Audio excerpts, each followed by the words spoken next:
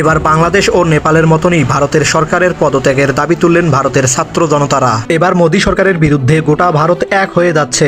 রাজপথে জোরালো হচ্ছে এক বিশাল বিক্ষোভ। এই স্লোগানে বিভিন্ন ধরনের রাজনৈতিক দলের নেতারাও সমর্থন জানাচ্ছে। তাহলে প্রশ্ন উঠেছে, এটি কি কোনো সাময়িক ক্ষোভের বহিঃপ্রকাশ, নাকি ভারতের রাজনীতিতে দিচ্ছে বড় কোনো পরিবর্তন? তবে এবারকার আন্দোলনে কাঁপতে চলেছে মোদী সরকারের গদি।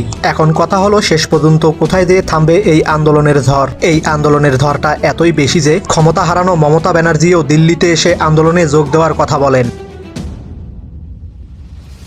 সময়ের সাথে সাথে আন্দোলনের ঝড় আরও বেশি করে বাড়ছে। শিক্ষার্থীদের দাবিকে যৌক্তিক আখ্যা দিয়ে নয়াদিল্লির রাজপথে তাদের সাথে যোগ দিয়েছেন লোকসভার বিরোধী দলের নেতা রাহুল গান্ধী। তবে তাকেও সম্মুখীন হতে হয় পুলিশের হস্তক্ষেপে। দলের আরও বিভিন্ন নেতাকর্মীদের সাথে পুলিশের ধস্তাধস্তি হয়, আর এই দলের বিভিন্ন নেতাকর্মীদেরকেও পুলিশ গ্রেফতার করে নিয়ে যায়।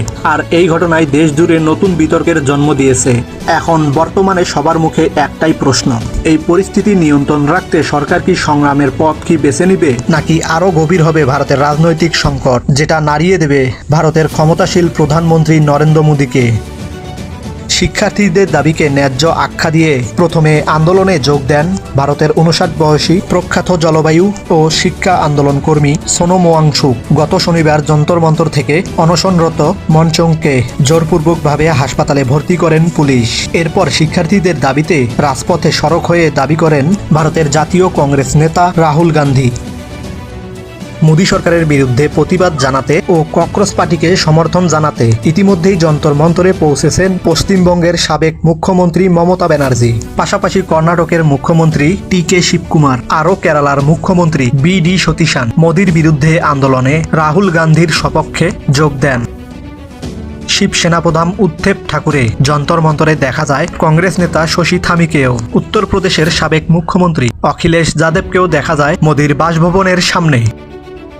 অনেকেই বলছেন, ক্ষমতাশীল মোদী সরকারের মাথা ব্যথায় পরিণত হয়েছে ভারতের জনপ্রিয় ব্যঙ্গাত্মক ও তরুণ ভিত্তিক রাজনৈতিক আন্দোলন ককরোচ জনতা পার্টির সিজিপি। বিগত কয়েক সপ্তাহ ধরে এই দলটি ভারতের শিক্ষা ব্যবস্থায় সংস্কারের দাবি অব্যাহত রেখেছেন। সিজিপির অভিযোগ, মোদী সরকারের অধীনে মেডিকেলে ভর্তি পরীক্ষা সহ একাধিক প্রতিযোগিতামূলক পরীক্ষায় প্রশ্ন ফাঁস সহ নানা অভিযোগ তুলছে, যার অভিযোগে কেন্দ্রীয় শিক্ষামন্ত্রী ধর্মেন্দ্র প্রধানের পদত্যাগের দাবি তুলেন। নেট পরীক্ষায় ব্যবস্থা, শিক্ষা ব্যবস্থার জবাবদিহি আর ভবিষ্যতের নিরাপত্তায় রাজপথে সোচ্চার হয়ে উঠে হাজারো তরুণের কণ্ঠ।